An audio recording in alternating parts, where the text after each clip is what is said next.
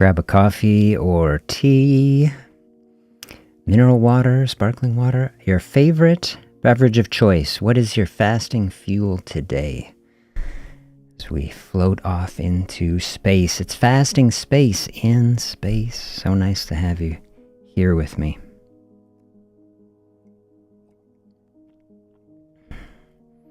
It's Friday. Thank goodness. And if you're watching this on a replay and it's not Friday, bring some Friday vibes to it. Do a little rest and reset in this day wherever you're at.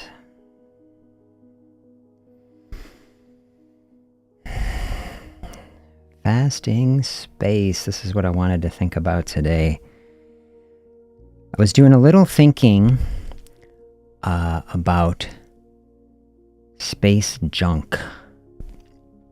I think we got space junk, we got junk on Earth, now we got junk on space. We're going to float through space. Big danger, I guess, for a spaceship.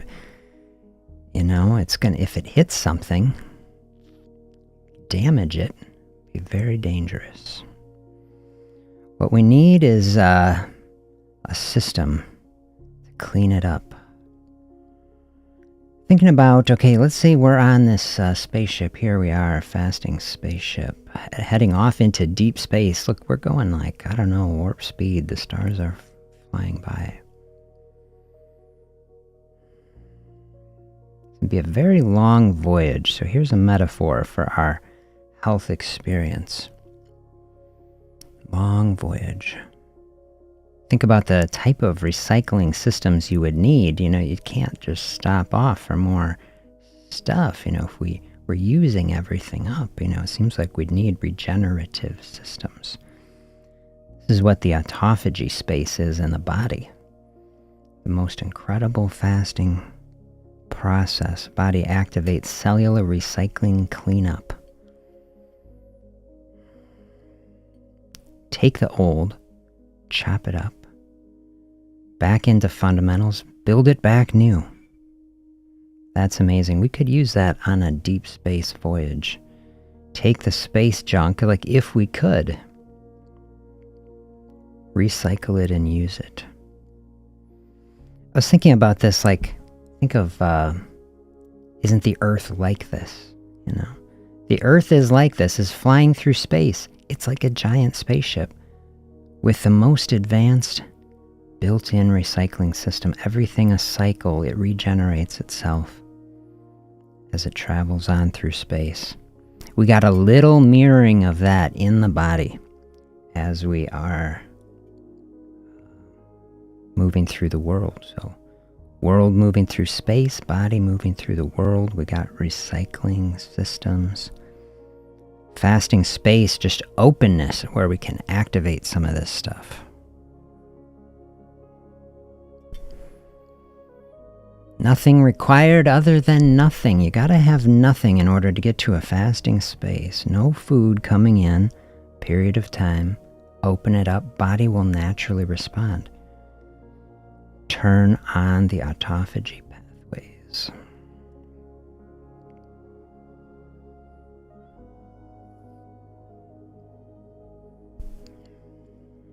Maybe that's your day today. Maybe you lean into a little fasting today. Or maybe this weekend. Or maybe you've got other plans. Hey, either way, fasting for the day where it works, never forced into a space. Openness, that's what I say.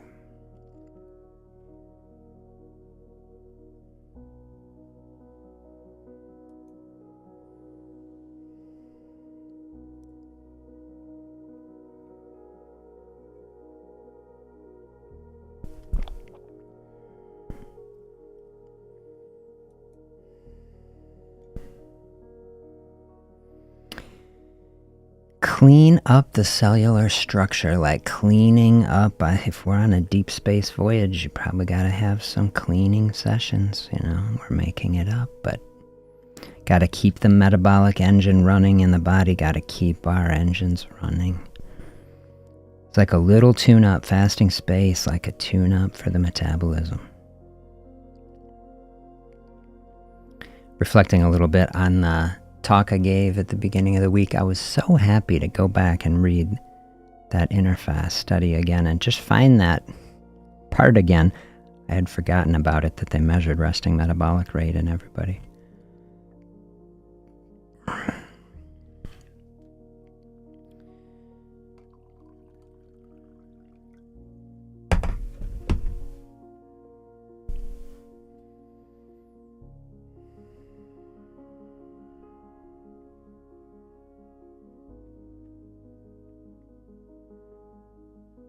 Check this out. I want to share this quote with you today.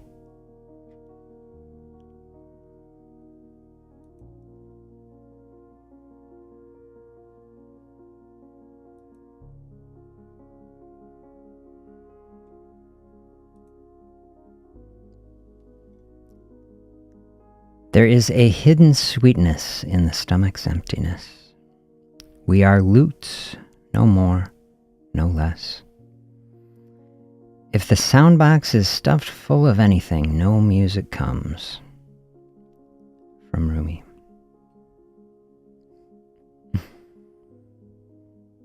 Thought that was beautiful. Really fits with the vibe, like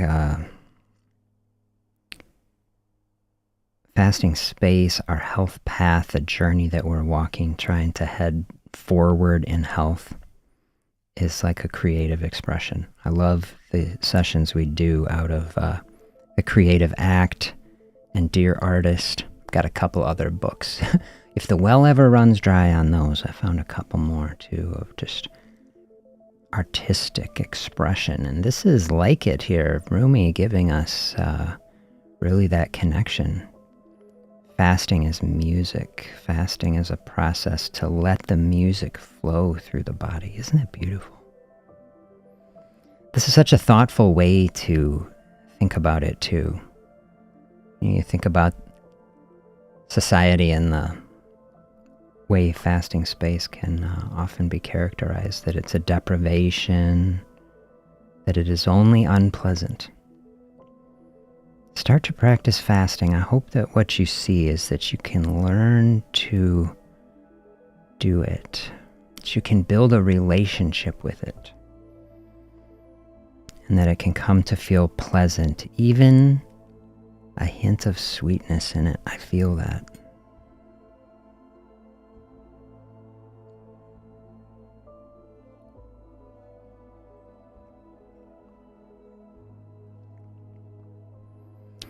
I just love this phrase too. We are lutes. A lute, such a simple, beautiful thing. And so simplicity, I love the simplicity of it. Say, the breath just flows through it and the sound comes,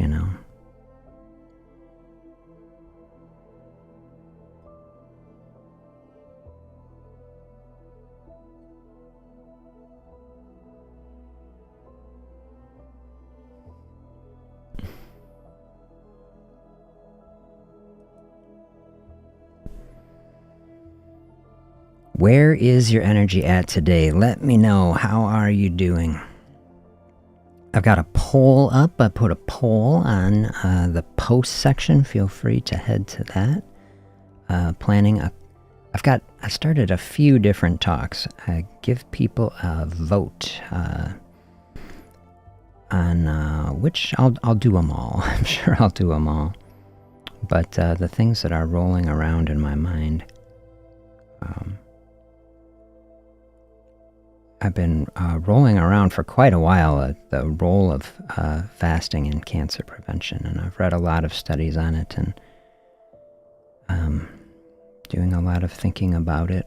Very interesting space. We'll do a talk on that sometime. I've been doing a lot of reading on GLP-1s and physiology and really trying to dig deep on GLP-1s. To understand, GLP-1 is a major phenomenon in society, of course, now. Every weight loss space that I have been in over the last year has just been completely dominated by GLP-1 discussion, and then that's been building for the last decade,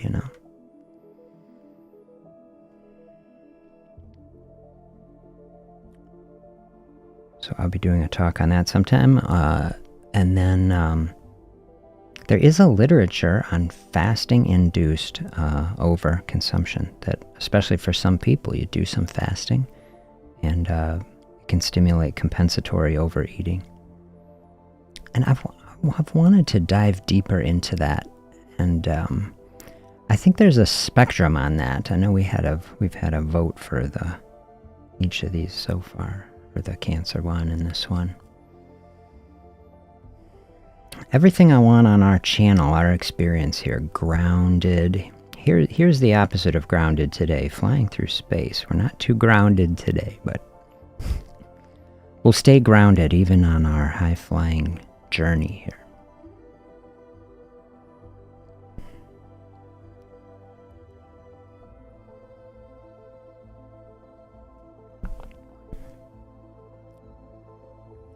But I think it's deserving of more thought. I think there's a spectrum. What has your experience been? I think most people who practice fasting, and there's literature on this, and I'll look into it. It's normal if you miss a meal, you be hungry, and you eat a little more at the next meal.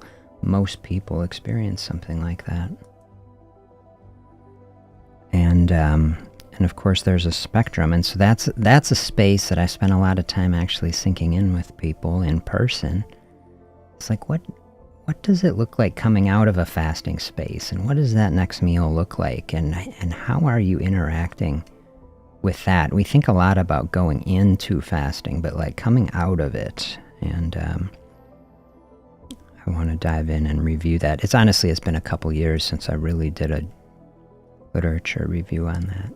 So if you want any of those first, I want to encourage everybody to participate. It's your channel. I gave an option if you have other ideas or burning questions you want me to research or do a talk on. I'm very open to it. But those are next on my itinerary. If there's a winner on the poll, I will go that direction. Otherwise, we will.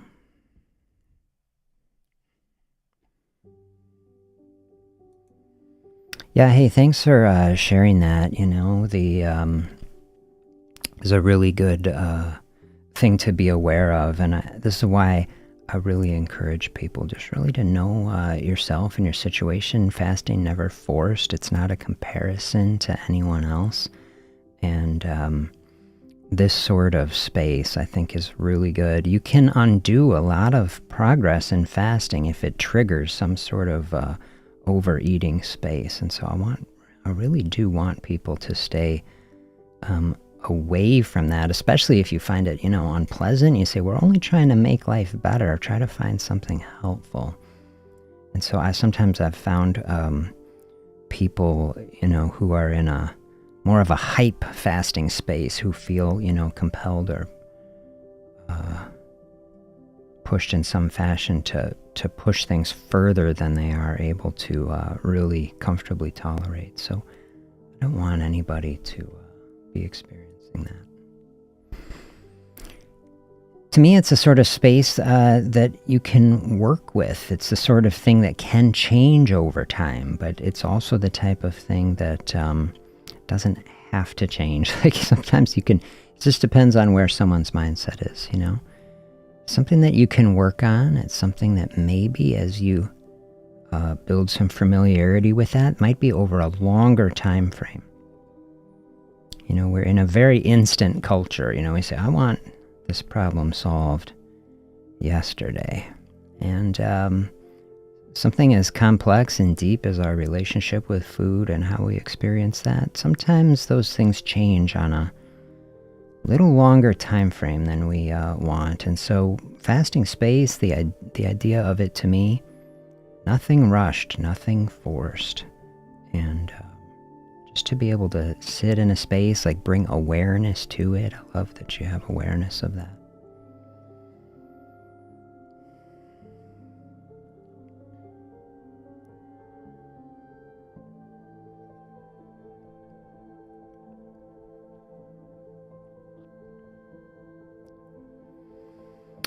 So we'll definitely do that. Definitely going to do that. Definitely the GLP-1 at some point. Definitely the cancer one. These are the top things that I keep cycling around through. I've been trying. I had on my diabetes. I wanted to do the talk on my research and the update on global research, and so got those knocked out. Really loved getting that done.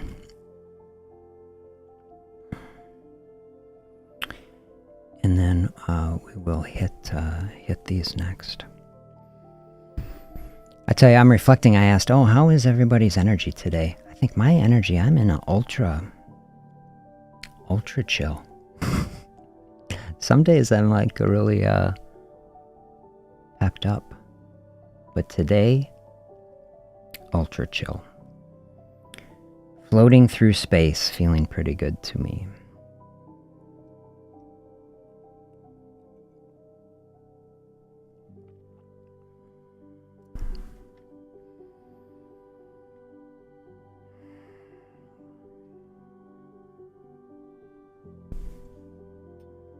This is kind of a place to land, I think, in a space like this. Sitting in space. This is what we're doing, fasting, sitting in space. Here we are.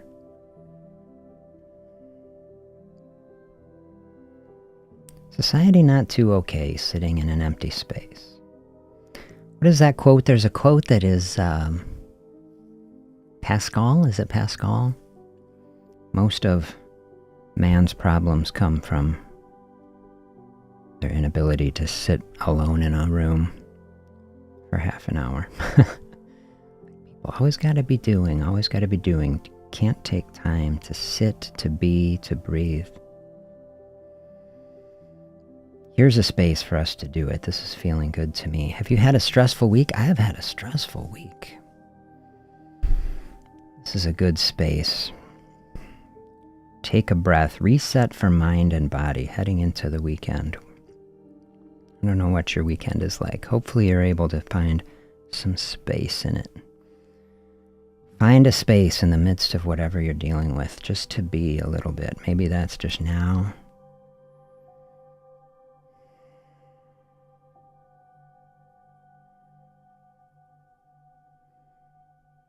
Think of the emptiness of space, like it's just, this background. I just think like space is so big and so amazing. So much space. Empty space, yeah, it's not the society thing. You think empty schedule, I know I've felt that way. You can feel judged, like, oh, if you aren't booked up, it's like, what are you doing, I know I've felt that way. I told a story once, I think I did some time-lapse photography early on in the channel. I made some time-lapses of like some sunrises and sunsets sort of stuff. And I did kind of some narrative meditations over that. One of them, I remember I was sitting out in the field watching the clouds, but then, I was on the camera. It's like one of them where I'm sitting there. You can watch me. I sat there for a couple hours. It was kind of interesting. You say, like, did I even feel this pressure? Where it's like, really, did I just want to get out in the country and sit in the grass and the trees and watch the clouds? And like, shouldn't that be okay to do? But then I felt like, oh, that's not something you can tell people. So like, it's like, oh yeah, I just sat out in a field for hours. I was like, no, I had the camera on. I made a video. I was productive. I'm a video producer, man. I was working. See, even when I was relaxing, working. Kind of laugh about that. Empty schedule. Think of the connection. Empty schedule, empty stomach. Both judgment.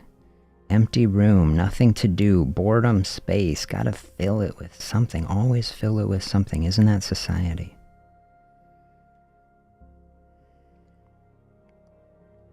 Isn't that the loot that Rumi says stops the music?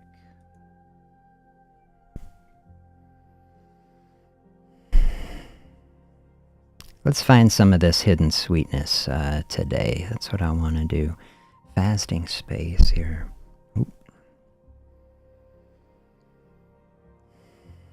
Find some of the music flowing through. Recognize, hey, empty space is where music happens. That's the resonating.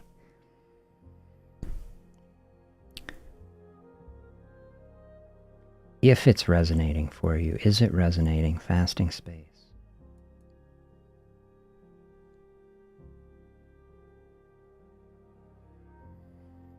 Think a lot about, I was reviewing some videos. I think the best performing video that I have was this interview, at least in the last year, this interview I did with Michelle Pito, metabolic psychologist. Really loved that. I know, I was thinking of the thumbnail image we put on it, stop food noise. That's really good, you know. Think about this space. Food noise, think of like, okay, hunger, cravings, these sort of things. And we're talking about empty space as a space that facilitates the making of music and a beautiful sound. And then think of food noise. Food noise, doesn't that have a pretty negative connotation? Is that something that you struggle with? And so where is the interesting space to think about that? Food noise versus the beautiful sound of the lute that Rumi is talking about, the sweetness of the empty stomach. So this is what we're trying to balance. Find that sort of space. Is the fasting process a way that can help quiet food noise? I think it is. This is the way I would encourage people to try to think about it and use it. Gently and thoughtfully to bring some of it into life and see if we sit in the space, just to sit with it for a little bit, not more than it is overwhelming in any way. Does the food noise quiet a bit? Did the session this week, I made the footage where I filmed the big fire and I had the huge wave, which fire came so intense. So hot, just consuming that whole pile, and then it burns down, and then it is so much more gentle. Right? I thought that was a beautiful analogy for getting into a fasting space. Sometimes it can be very intense. Sometimes we say, yeah, maybe I'm not up for that. That was like, whoa, I got to step back from this fire, too hot. If you watch me in the video, I was, trying to put some other logs on the fire, other brush, and it was just too hot. So I gotta step back and wait, That's like what we're talking about, in this thing. If the fasting space too intense, step back. I love that. Give it space. Give everything space, including the practice of giving space.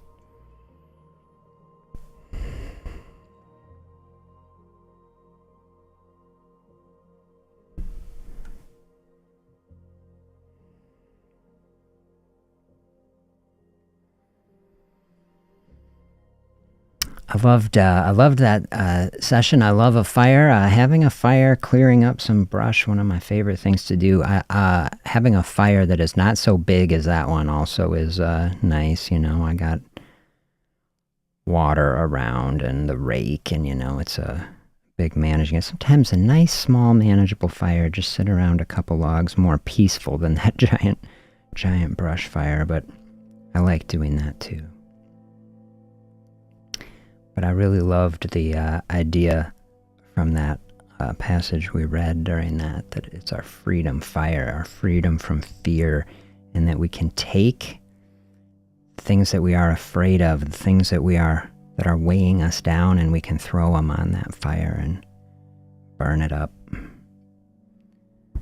thought that was beautiful.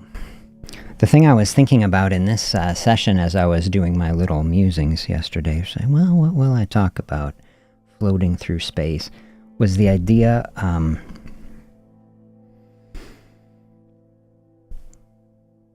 just like we can put the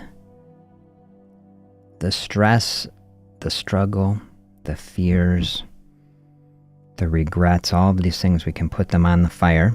We can put them in the journal. We can put the journal in the fire. There's a process I really like. Here we can also send them off into space. And so that would be my thought for the day. What is weighing you down on the health journey? So here we are on our little fasting spaceship. We got some sort of port on the side. We can put everything in it and release it. So we're not going to let this weigh us down. Now in space, I may say, oh, there's no gravity or whatever. But listen, it's weighing us down still. It's in the way. Get it out. Maybe we're sending it off toward the sun. If we're in space, we can burn it up in the sun.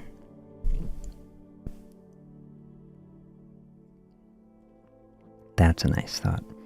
Floating through space. I love the idea. Fasting sailboat. What is a better analogy? Fasting sailboat or fasting spaceship? I don't know. Probably sailboat. I don't know. I love sailboat.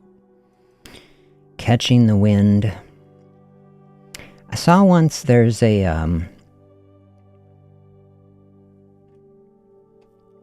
idea of building a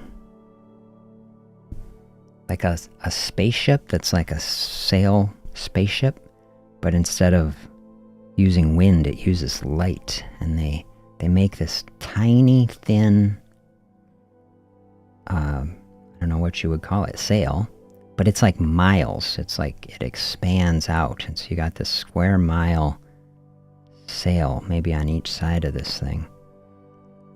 And then the light will actually push against it, I think, at least theoretically. And that you could position this from a star, and then it would accelerate it, and that you could theoretically accelerate it to almost the speed of light, because it would take a while. And so there was a project that came up with this, something it was called Starshot. Some wealthy billionaire guy in like 2009. This is way back there. Said he was going to donate like hundreds of millions of dollars for this Starshot program.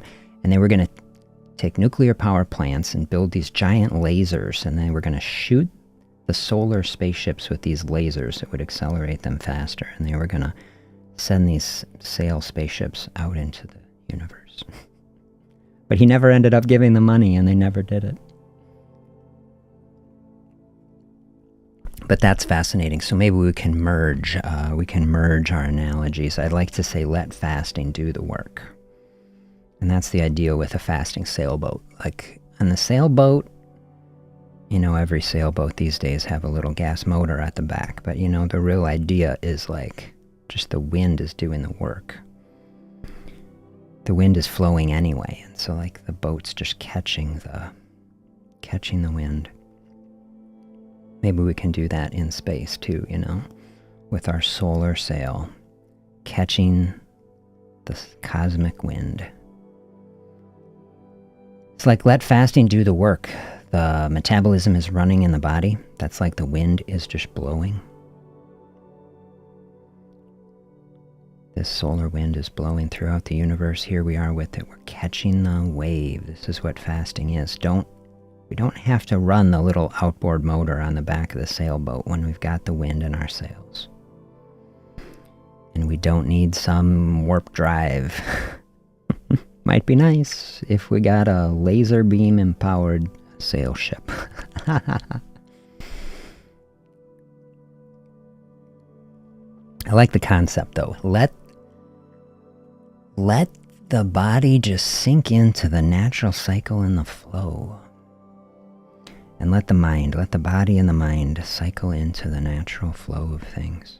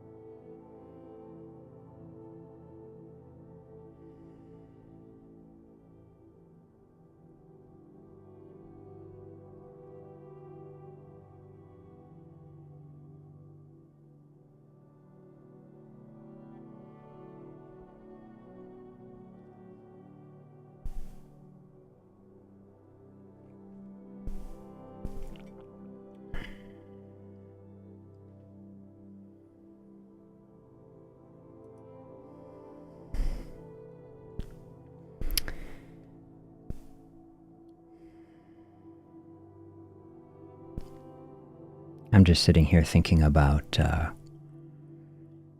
culture. I said, I think a phrase I had on the show the other day said, there's never been a time like this. I would think it's true. Never been a time like this, never been a culture like this, has there, that is such a consumption culture. Just think of the consumption. And I think I've been reflecting on this. I'd done some traveling lately over the last few months, been down St. Louis, Chicago, went out North Carolina. It's just really something to every city. Have you noticed it? The garbage mountains, the waste management areas, just getting bigger and bigger. That's what I've been noticing. Like, oh man, like we're going to have to turn these things into ski resorts. I heard they're doing this somewhere in Europe. The giant garbage mountain end up turning into a little ski hill. Gonna have to do something with it. It's like, this is really something. And so to me, I don't know what the answer to that is. Say, is it good or bad? I mean, listen, we're just one person sitting here in this life. We're trying to make our way through this, try to be healthy, move toward health and wholeness. I do, though. Has it been your experience? I talk to people about this. People say, this modern moment is not necessarily feeling very sustainable. I don't know. Maybe it is just my bias. Maybe it is the type of people that I am talking to, or maybe I just am projecting onto people. I don't know. But it seems like people would agree. I was talking with my neighbor the other day. I think I said something like that. I was like, I don't know that this is feeling very sustainable. Culture, and they were like, oh yeah. they went off on it. I was like, oh, I'm not like making them say this. To me, fasting is part of it. You think about some of the discussion that we've had today, looking at autophagy, space, recycling systems, thinking about our beautiful spaceship that is Earth heading through space, every natural thing recycled and efficient, energy flows, everything like this. I think. And then we think our body here in the earth, right, that we're a part of it. And I think this is what the disconnect is, I've said a lot on the channel, I think is really true. It's not like we are a part of the earth, and this is our place. And I think so much of the angst in the modern moment is like, I think we intrinsically feel that deep down. But I think there is like a disconnect here, It's like, don't you feel it? I think this is part of what I'm feeling. Like, everybody kind of knows we're not really being kind to the earth or the environment, Filling up this entire place with PFAS and microplastics, every type of thing, It's like, I'm not feeling very good. Like the species rates of dying, not feeling very good. See, fasting to me, as I get into that, fasting is a space just for a few moments.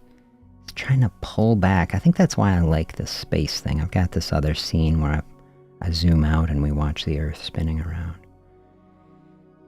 I think throughout history, like deep history, fasting has been a part of human culture for millennia, It's just every religious and spiritual tradition pretty much have some element of fasting somewhere in it, I think, because it's just part of the human experience. People recognize, like, hey, there's profound value in here as a space to benefit mind, body, spirit. People find that. And it's a space for contemplation, a space to really think big,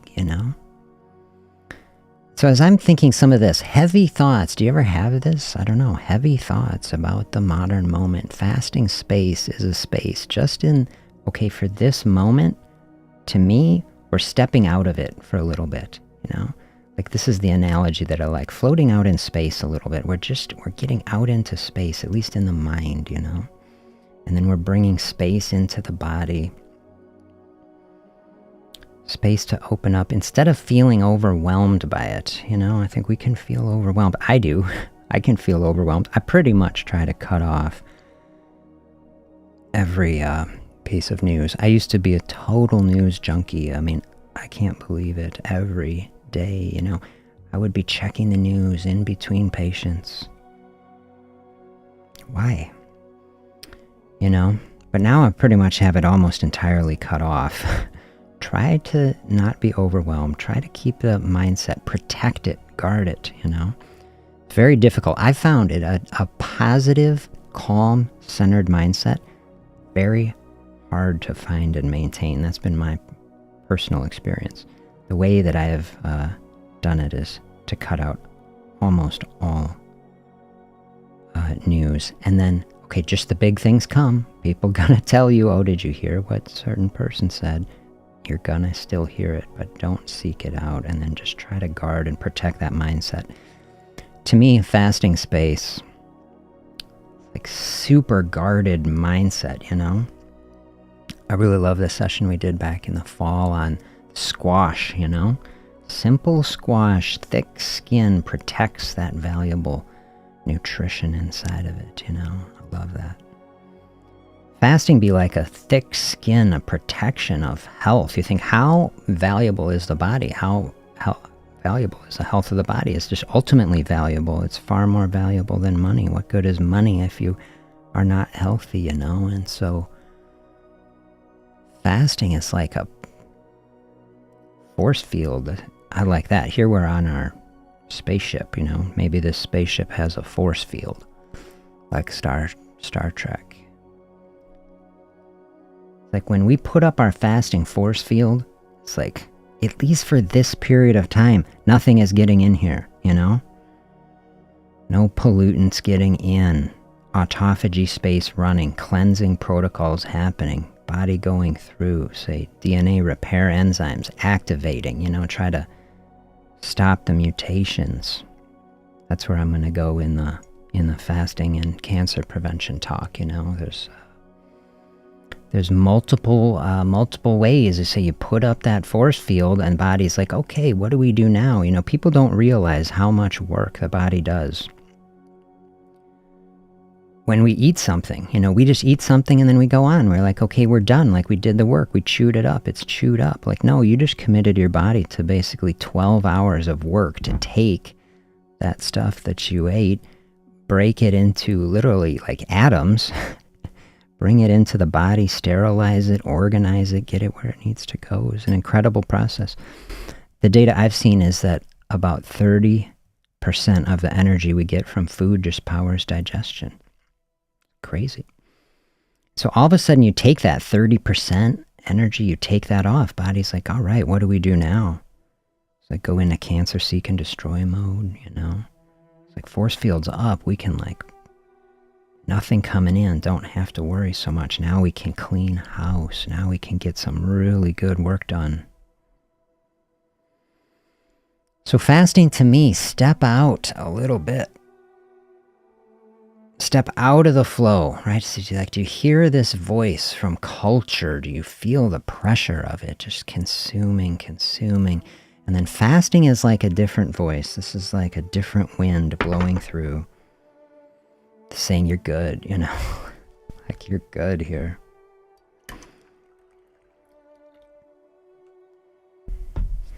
I really love that phrase, gotta say no to good things to make room for better things. And of course, eating is a very good thing. I want people having the best relationship with food. I want people cooking delicious, healthy, nutritious meals on whatever frequency is right for you. Can't fast forever. Simple fasting is basically shallow end of the pool, just little bits of fasting. And but saying no, also good.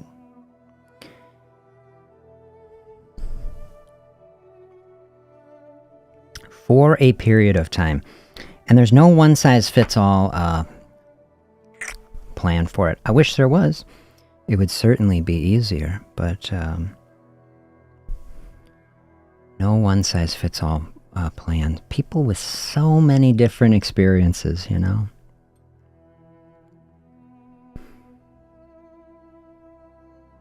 I think the human being that I met that had the greatest caloric intake was a guy training for the Olympic rowing team that came to my practice. And he was eating like 8,000 calories a day, and he was lean. I mean, he's just rowing, like just hours and hours every day. And you think, the guy could just basically not eat enough. But, you know, he's whatever he was, 22 and incredibly strong and like just, you know, working out at an absolutely unfathomable level, you know.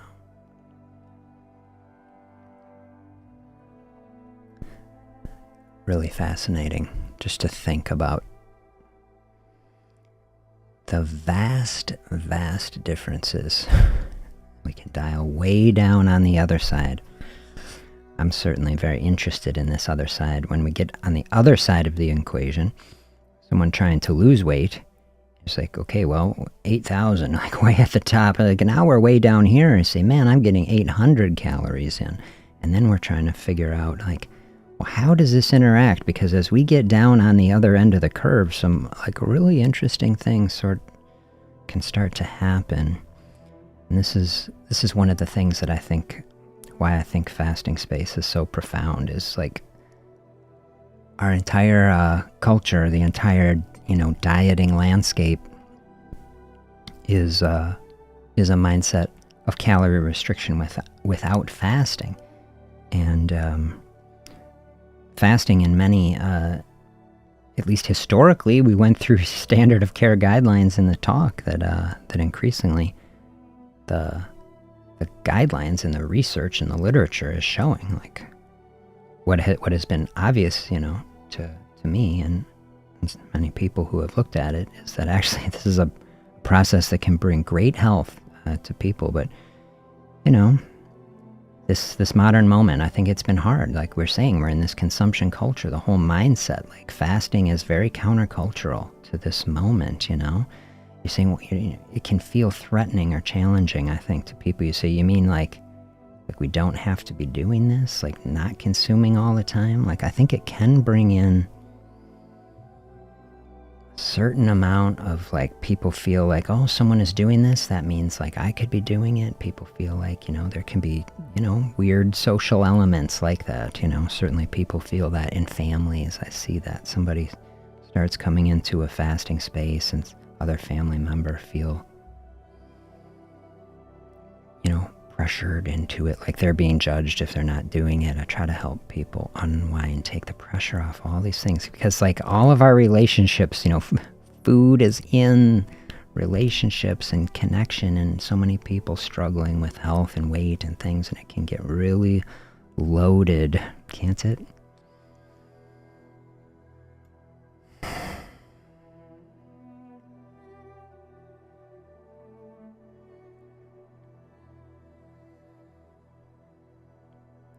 Fasting a very personal practice, you know, it's not about other people. And so for the, you know, we end up in a space sometimes like, you know, do we have to talk with someone about it? Sometimes, but most of the time what I encourage people to do, especially if you're trying to build a practice, you know, you don't have to be broadcasting it, of course, you know. It can be very personal practice, and then here at your own fasting space, sitting in a space, and then do you just find that space within ourselves, even just for a little bit, where it's like we stepped out of the flow of this. We're catching the little different wind, saying, yeah, this is good. Like, is that what you feel in a fasting space? I hope so. That's what I want people to feel. This is the way that it can be sustainable. If you are finding a space with fasting where you feel like, yeah, there's energy here, like there's energy in the body, and I can feel that that it's helping, you know, that it's helping to release it.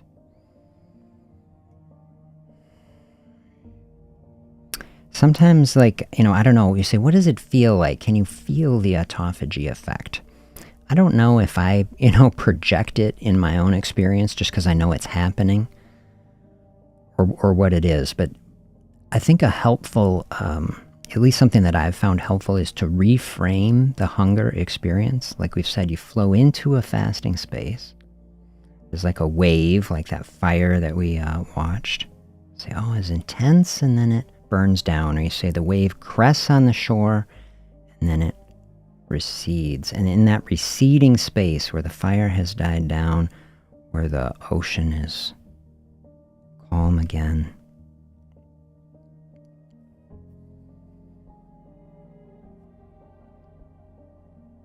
you find a space here. It's like, oh, I flowed through a hunger space, and now I'm in a space where I'm feeling content. I'm feeling okay. There's energy here, and it is not unpleasant.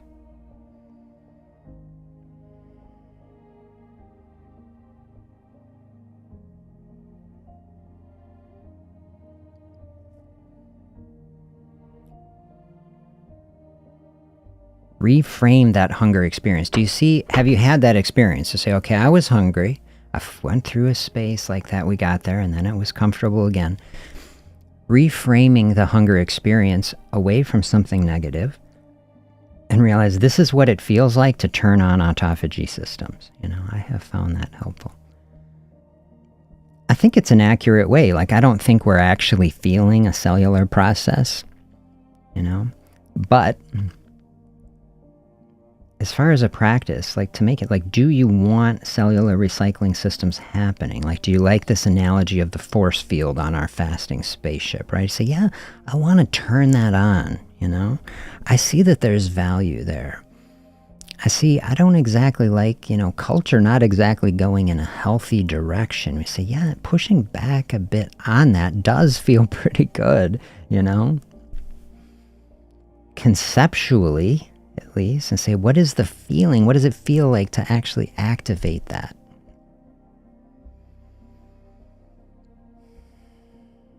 Hunger actually is the thing. We say that's the barrier to entry, right? That's why it is difficult to start. Is say we don't like to feel hungry. I don't really like feeling hungry as much as anybody else a lot of the time, except when I'm really kind of in the mindset to do it. And then this is how I frame it in. I was like, but I really do want autophagy space. I really know that I'm going to flow through this and feel better. It's going to help bring the body into balance. When you reframe what the hunger means, all of a sudden you can see it, like Rumi says. That's what the sweetness is. The hidden sweetness in the stomach's emptiness is realizing the strength and power in the body, in a couple ways. Like, the first of which is just like psychologically, mentally, emotionally, to say, like, I am strong. I am in control of this. Like, every time I have this emotional state, I'm not tethered down to it, A fasting practice is the practice of putting hunger in its place, of gaining mastery and control over it. It's a very, very powerful mindset. Something that should be approached thoughtfully and gently. Practiced over time, never pushed in any sort of fashion. And then actually physically in the body, empowering to feel it, to say, oh, I felt like my energy was lower, and then to flow through without eating and recognize more energy on the other side. Realize there was energy here the whole time. This is why I say fasting is such an empowering process. Think of the word empowering. I just love it. There's power here. Empowering is like realizing the strength within. And fasting is like the most literal interpretation of that. You fast and you recognize there is power here. There is energy for life here.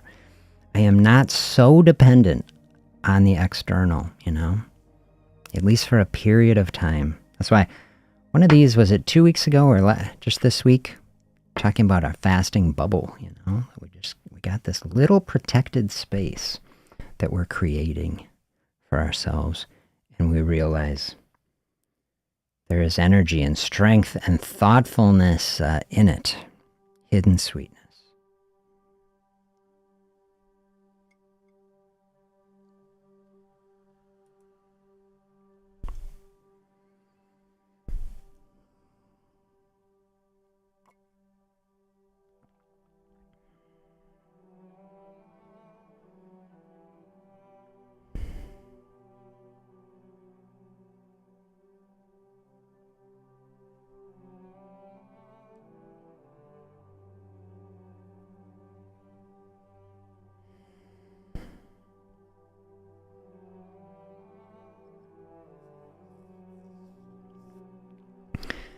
What else is on your mind? Ask me anything. I put on the comment. Happy to take the session anywhere do you want it to go.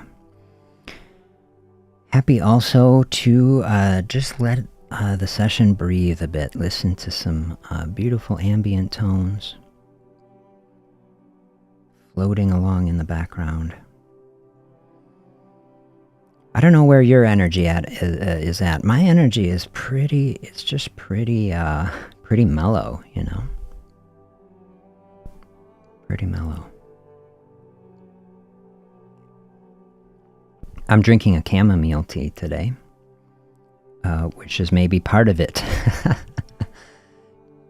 Put down the coffee, take the chamomile, because I was in a real mellow vibe. I'm like, you know, it's hitting the coffee. It would be like crossing the streams, you know. Coffee, I'd talk a whole long time about coffee. I love coffee, by the way. I do just love coffee. Coffee I call a faster's friend. Caffeine, a natural appetite suppressant, very helpful. Coffee also just so tasty and thoughtful. I call coffee contentment in a cup. And if you are trying to fast and you like coffee, then it is like a perfect situation. Because my experience trying to fast, if I can have a coffee or 3 or 4, you know, then I'm pretty good. And I've described on the channel too, though, I've been through amazingly, multiple cycles of overdoing it on caffeine, starting in my residency and my medical training. I never liked coffee. I never drank coffee in college, actually, and even in medical school. But residency, that's what really did it. I just like doing these overnight, you know, multi-day shifts, and then I was like, it was just necessary, you know. And so I would drink so much coffee to make it through morning rounds and all this stuff, and try to get home, like without, you know, to try to function. And then I would get home, and I don't know, sometimes I have like 10 coffees. I don't know. It was so insane. And that I'd be lying in bed, like just shaking, and I couldn't sleep. I was like, this is so unhealthy. So caffeine, it's a tool. Coffee can be a tool. You know, there's positives and negatives to it. Potentially. Caffeine, you get too much caffeine, can make you a little jittery or anxious. Can cause insomnia. Insomnia is such a difficult space. And so heading into fasting space, you know, obviously people talking about fasting and coffee, just always tell people, look, you don't have to do it, and just do be mindful if you are having any side effects from it too. And so I'm, after my 6th, 7th cycle of ramping overboard on caffeine, now I keep it in a better place, and I do some tea and I do some coffee, and so at least one day a week I just hit an herbal tea, really keep things calm down. I still enjoy hot coffee with cream better than black or espresso, but I tried a splash of cold coffee in water, and it helps me drink more water. Hey, that's cool. Yeah, I like that. Yeah, a big thing, I try to help people dial the cream and sugar out if possible. And some people are like, oh, I can't drink coffee if I don't have some cream or sugar. I say, well, sugar first. That's what I usually say. Try to dial out sugar first. Or just like, or cut it in half. Like, we try to get that out. And if you can't do it, like, don't let the perfect be the enemy of the good, I always say. But black coffee, just a pure tea, water, of course, the true fasting space. And I like this. Throw some cold coffee in water. If it works, hey, that's how it goes. That is good. For some people, a lot of caffeine, it can elevate blood pressure. We've done some sessions talking about blood pressure. And, so here's an interesting intersection. You say fasting can help blood pressure, but for some people, drinking coffee will raise blood pressure. And then, I've run into the situation where people are like, well, I can fast, but only if I drink coffee. But when I drink coffee, then I will have my blood pressure go up. I've definitely had some scenarios where I've worked, with people very close, diligent clinical monitoring. Whereas like they start fasting and they're using the coffee, but the fasting, it balances out and they're able to open up the fasting space and use coffee without the blood pressure blowing up. And so that's the type of thing where if you are in a space like that, you need to work with your medical team. Most medical clinics going to let you come in with a MA visit for blood pressure checks, kind of have some context that way. I encourage anybody with any sort of blood pressure problem to have a home blood pressure monitor, not that expensive. Ideally, you get one that is just on the arm and not one of the wrist ones. I think are better. But here is definitely a space to navigate blood pressure, fasting, caffeine, salt, like getting, all into this sort of space. But fasting, because it's such a profound metabolic process, it really, in my view, fasting is the foundational metabolic process of the body. Fasting is what is happening in the body when nothing else is added to it. It's the very base layer, and then everything else comes on top of it. We add nutrition on some frequency on top of that, but fasting is the base physiology. And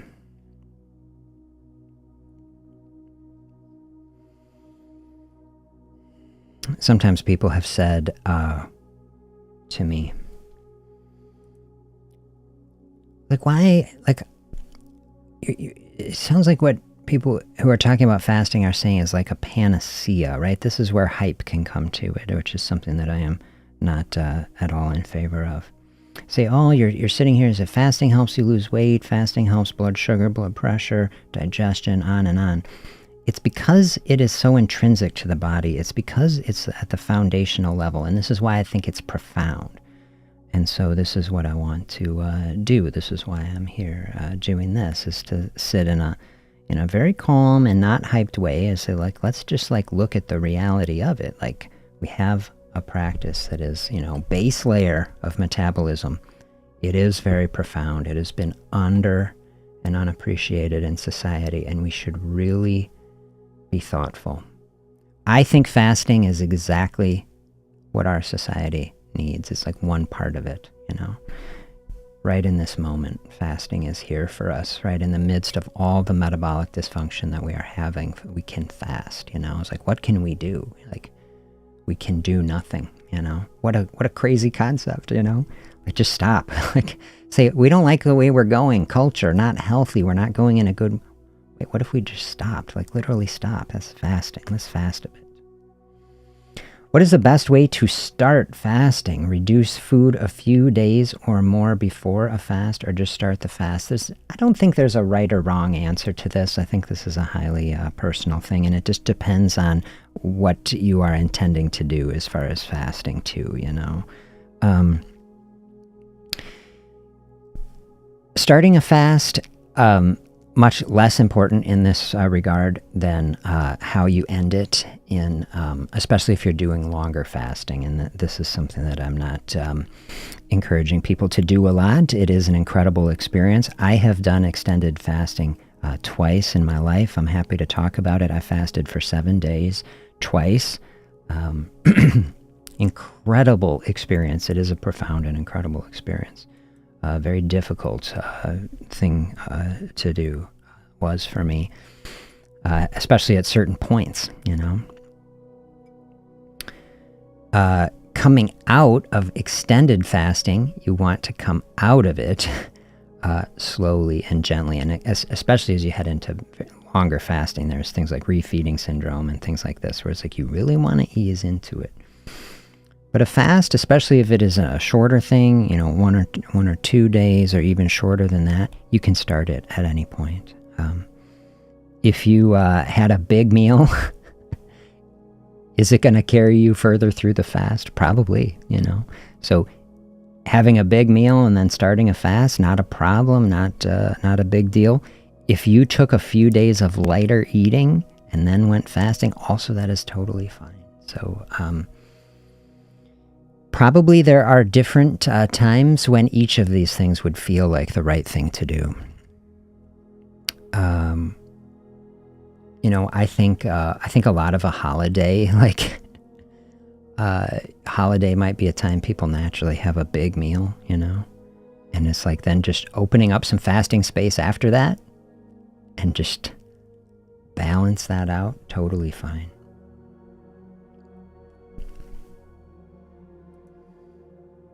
I find it easier to get rid of all junk baked goods than eat good high protein veggie meal night before. Yeah. Thanks for sharing that. So then there is another really good way to think about it, especially if you have difficulty with it. If the fasting interval is difficult and you say, I want to set myself up for the best success, help it to be as thoughtful as possible. Absolutely. Having some really clean eating, getting all the processed foods out, go low carb ahead of time. Keeping the carbs lower, all the processed carbs especially, when I say low carb, I'm not really talking veggies, I tell people eat all the veggies you want, mainly. I mean, nobody puts on weight eating too much broccoli, So, yeah, this would be a sort of thing to journal about. A little food journal can be really helpful. Like if you're trying to take your experience with it and say, hey, how does this work? Just write, hey, here, a couple days I had this, here I'm doing a fasting thing. How did I feel? Because it's very hard. Do you experience this? It's very hard to remember what we ate more than even a couple days ago. We just like, oh, I kind of eat this. We kind of had that. And then it's actually gets really hard to remember, like, well, how did I feel about it? How was I doing? And so taking some notes, if you're trying to like really answer this question definitively for yourself, like, oh, how did I feel when I did it this way? How did I feel when I do it this way? It's like, and then you can start to see the patterns. Like, oh, it seems like when I really do some clean eating before heading into a fasting space, it really flows, and then that's of course a really good thing. Or sometimes you say, oh, every time when I had a big meal, then I can, and then I balance it out. Then the fasting, I was like, oh, it wasn't so difficult, So you can just kind of see, how do you respond to it? Really nice way to use a food journal, like a food experience journal, just to put all that stuff in it, and then you can kind of keep it out of like a regular journal, and then it's easy just to dial right in on it.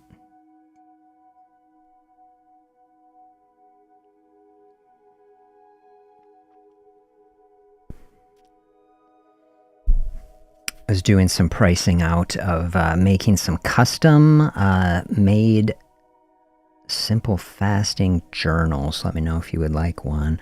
I don't know, I might have to sell it. I was looking at, some premium ones. It can be like, to get like a leather bound one, something really quality, be like $25 or something for custom leather bound journal. But I really like, increasingly, I think I've said probably on the space, I've spent some time. I even did a weekend like crash coding course where I was like learning JavaScript. I was like, oh, I was trying to figure out, like, should I code an app? I've done different fasting apps,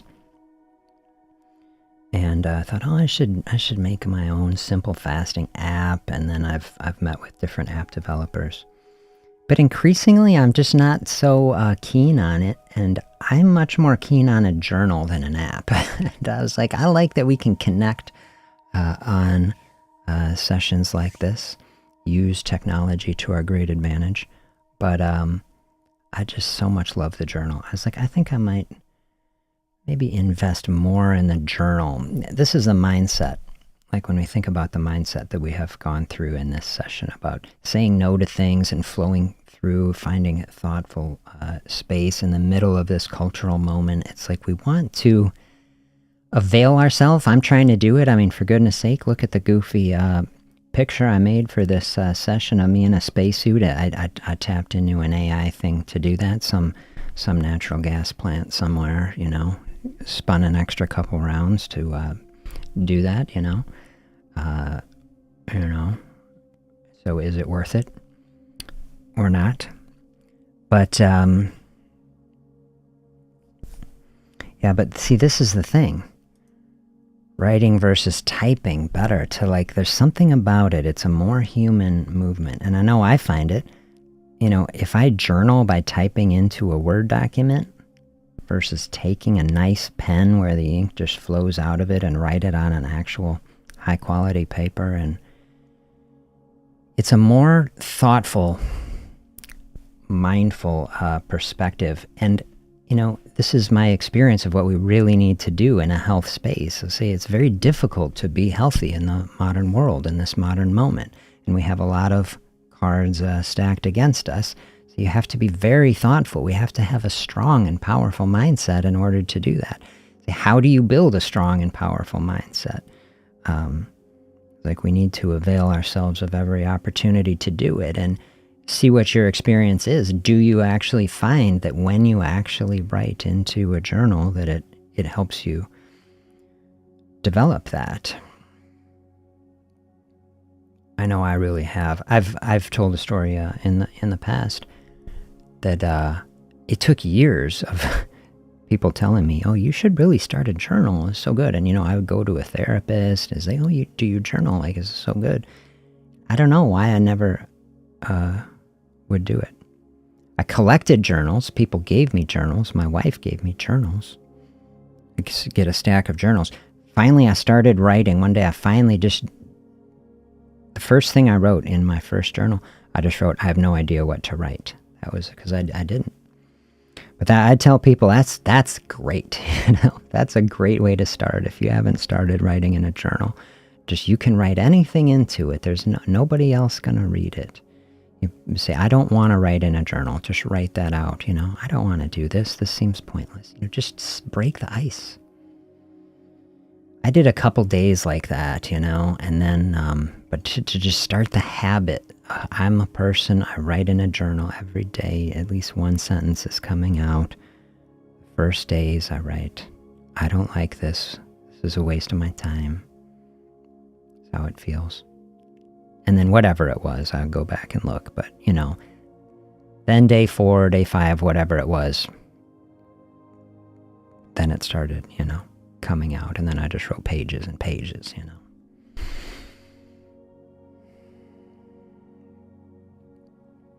An incredible process for building a strong and powerful mindset. Very honest, Can't really lie to a journal. You can lie to it. You write anything you want in it, but, you're gonna know it, and so then you're having the conversation with yourself about it.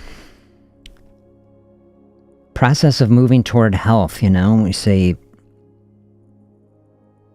it's a process of change, right? We are here in this space. I'm just sitting here reflecting, today in this session we reflect a little bit about the thinking, the books. Most of the books in general are just processes. How do we help ourselves go through a process of change? That's The Mountain Is You for sure. That's Atomic Habits for sure. Thinking Fast and Slow is definitely has a lot of that in it. Our artistic books certainly bring in this mindset,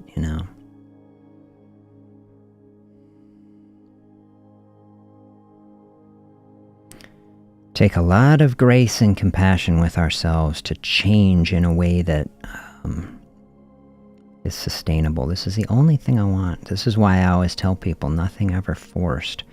We can force, people force things for a long time And you see, forcing things can work for a while, but like the thing that I think of, I was having a debate of some kind with a doctor the other day. We were talking about about exercise. We were talking a lot about exercise and fasting.